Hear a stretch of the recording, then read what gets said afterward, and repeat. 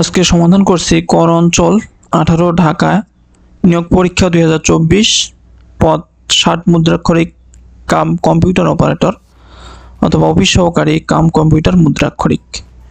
সময় 1 ঘন্টা 30 মিনিট। পরীক্ষার তারিখ হচ্ছে 29 জুন 2024। পূর্ণমান 70। বাংলা 20 মার্ক। প্রতিশব্দ লিখুন 2টি করে। মেঘ, খবর, চাঁদ, গভীর, সূর্য, এই শব্দগুলোর 2টি করে প্রতিশব্দ লিখতে হবে।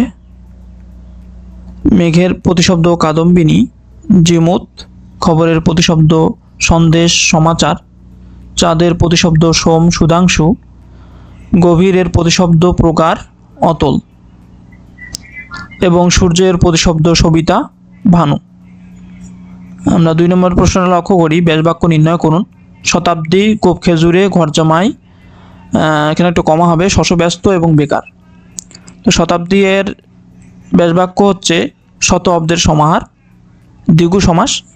গোপ খেজুরে, গোফে খেজুর যার, বেদীকরণ বহুব্রী সমাস। ঘর জামাই, ঘরে আশ্রিত জামাই, মধ্য পদলোপী কর্মধারয় সমাস। শশব্যস্ত, শশকের ন্যায় ব্যস্ত, উপমান কর্মধারয় সমাস। বেকার, কর্ম নাই যার, নয় বহুব্রী সমাস। এটা হচ্ছে যারা বেকার আর কি, যাদের কোনো কর্ম নাই, সে ক্ষেত্রে এটা নয় বহুব্রী সমাস হবে। এবং বেকার অর্থাৎ যেটার কোনো আকার নেই, সেটা হচ্ছে বেকার। এটা হচ্ছে কারের অভাব, অব্যয়ভাব সমাস। 2টার 2 ক্ষেত্রের জন্য। শুদ্ধ বানান লিখুন। মরীচিকা, ইতিপূর্ব, পিপীলিকা, মুমূর্ষ, প্রসিত পত্রিকা। তো ভুল বানান এবং শুদ্ধ বানানগুলো আমরা একটু লক্ষ্য করি। মরীচিকা, মরীচিকা। ইতিপূর্বে, ইতিপূর্বে। পিপীলিকা, পিপীলিকা। মুমূর্ষ, মুমূর্ষ। প্রসিত পত্রিকা, সঠিক হবে প্রসিত পত্রিকা। 4 নম্বর অনুচ্ছেদ লিখুন। জাতীয় উন্নয়নে আয়করের ভূমিকা। কোন ব্যক্তি বা প্রতিষ্ঠানের আয়করের উপর ধার্য করকে আয়কর বলা হয়। কোন দেশের জাতীয় উন্নয়নে আয়করের ভূমিকা অপরিসীম। সরকারি আয়ের প্রধান উৎস হলো কর রাজস্ব বাবদ সংগৃহীত অর্থ। মূলত প্রকৃতপক্ষে কর 2 প্রকার, একটা হচ্ছে প্রত্যক্ষ কর এবং পরোক্ষ কর। এই 2 ধরনের করের সমন্বয়ে কর রাজস্ব গঠিত এবং এ খাত থেকে সরকারের মোট আয়ের 69% বেশি সংগৃহীত হয়। অবশিষ্ট 31% রাজস্ব সংগৃহীত হয় কর বহির্ভূত বিভিন্ন খাতের রাজস্ব আদায় থেকে। রাজস্ব সংগ্রহের হার একটি দেশের উন্নয়নের স্তর বা অবস্থান নির্ধারণে অন্যতম স্বীকৃত নির্ণায়ক। Fill in the blanks with appropriate words.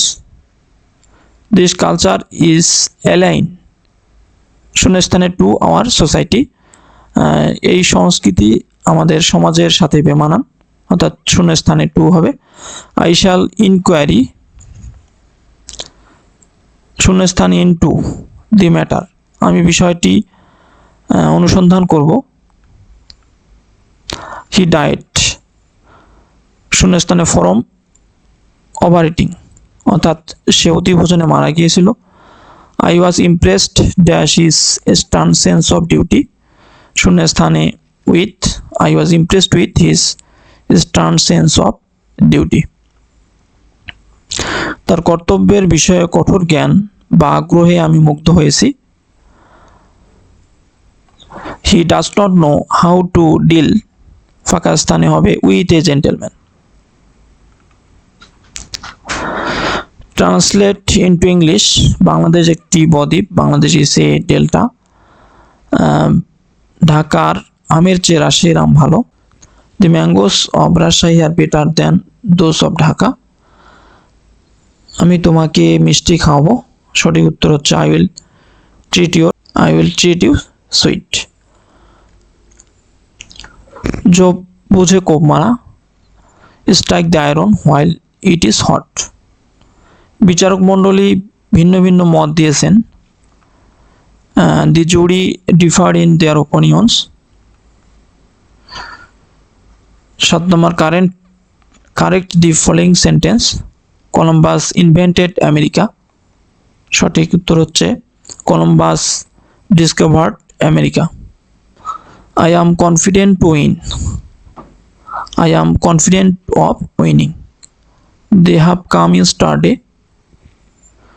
They came yesterday. He is suffering with fever. সঠিক উত্তর হবে he is suffering from fever. I prefer milk than tea. সঠিক অ্যান্সার হবে I prefer milk to tea. Make sentences with the following idioms. Better half অর্থ হচ্ছে অর্ধাঙ্গী, she is my better half, সে আমার অর্ধাঙ্গী। penny wise pound of foolish, বজ্র আটুনি ফসকা গেল। he acts as penny wise found foolish, অর্থাৎ তার কাজগুলো বজ্র আটুনি ফসকা গেলের মতো। ব্লু ব্লাড আভিজাত্য। Hafiza claimed that she has blue blood. Crocodile tears অর্থাৎ মায়া কান্না। Never touch the people who shed crocodile tears.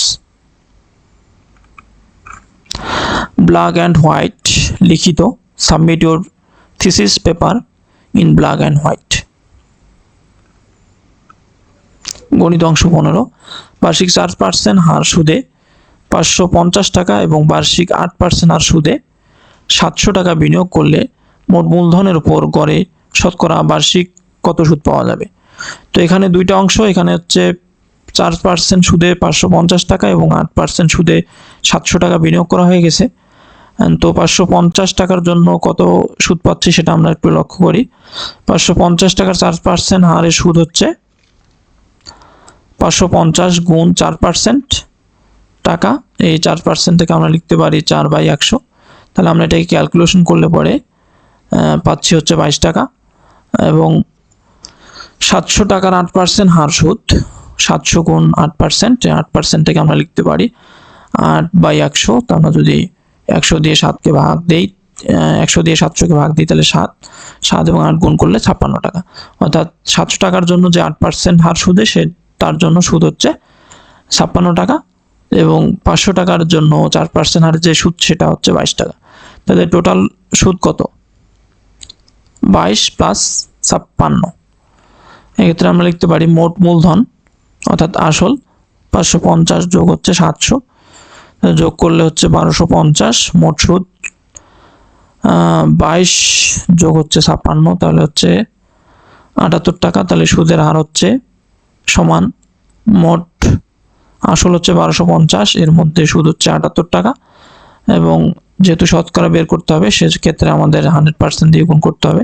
তাহলে এটা ক্যালকুলেশন করলে পরে সুদের হার হচ্ছে 6.24%, অর্থাৎ উত্তর হচ্ছে 6.24%। 5টি লিচু যে দরে ক্রয় করা হয় 4টি লিচু সেই দরে বিক্রয় করলে শতকরা কত লাভ বা ক্ষতি হবে? 5টি লিচু যে দরে ক্রয় হয় 4টি লিচু একই টাকা দিয়ে বিক্রি করে, এক্ষেত্রে আমরা দেখতে পাচ্ছি যে হচ্ছে লাভ হবে। সেক্ষেত্রে আমরা ধরে নেব 5টি লিচুর ক্রয় মূল্য 20 টাকা এবং 4টি লিচুর বিক্রয় মূল্য 20 টাকা। তাহলে আমরা যদি একটি লিচুর ক্রয় মূল্যটা বের করে নেই, তাহলে 20কে যদি আমরা 5 দিয়ে ভাগ দিই তাহলে একটি লিচুর ক্রয় মূল্য পাবো, এবং তাকে যদি 4 দিয়ে গুণ করি তাহলে সেক্ষেত্রে 4টি লিচুর ক্রয় মূল্য পাচ্ছি 16 টাকা। তাহলে বিক্রয় মূল্য কত? বিক্রয় মূল্য 20 টাকা, ক্রয় মূল্য 16 টাকা। তাহলে লাভ হচ্ছে 20 মাইনাস 16 সমান হচ্ছে 4 টাকা।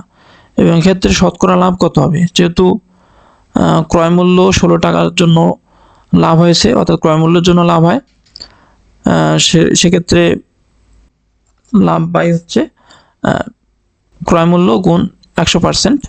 তাহলে আমরা যদি এখানে ক্যালকুলেশন করি তাহলে অ্যান্সার পাচ্ছি হচ্ছে 25%।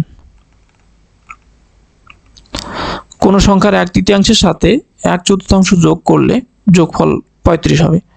তো এক্ষেত্রে আমরা ধরে নেব সংখ্যাটি x, যেহেতু একটি সংখ্যা আছে সেই সংখ্যাটির 1/3 অর্থাৎ x/3 এবং x/4, অর্থাৎ এটাকে যোগ করলে এই দুইটাকে যোগ করলে যোগফল হবে 35।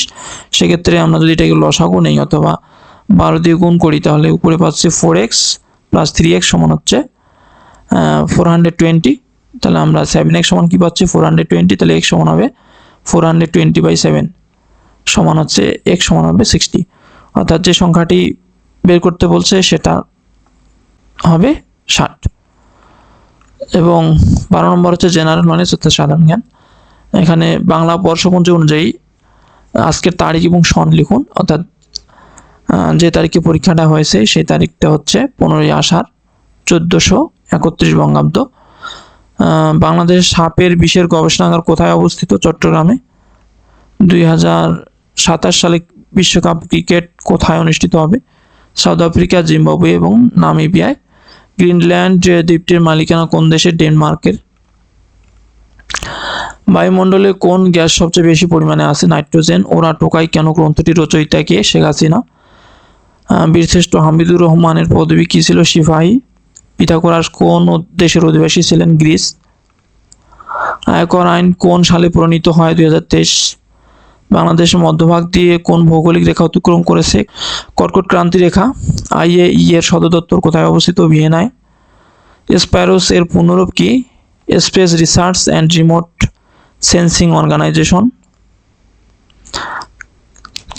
কাঁটাতারের প্রজাপতি কার লেখা? সেলিনা হোসেন। বাংলাদেশের মানচিত্র প্রথম কে অঙ্কন করেন? জেমস রেনেল। ব্রুনেই এর রাজধানীর নাম কি? বন্দর সেরি বেগওয়ান।